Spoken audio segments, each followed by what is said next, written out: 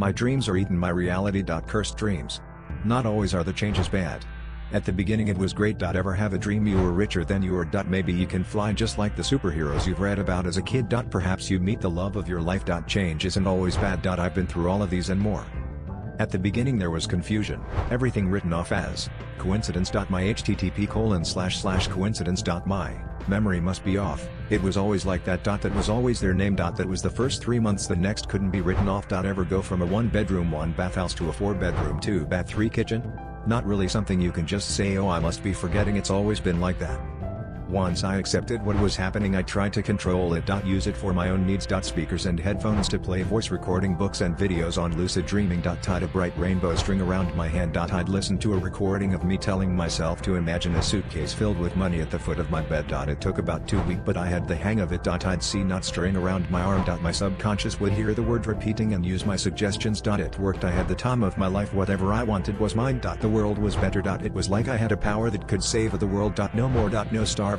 No need to work. No pain. No fighting. No war. No need to worry. No more without my say. To fix was only to dream. That was before the nightmares began.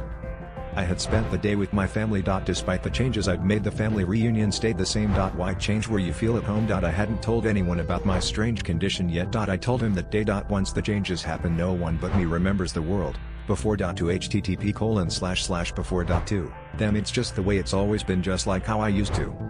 I told my father everything that day, from once I know it begin to all the changes I've made. He laughed, clearly amused at the story of which I had told.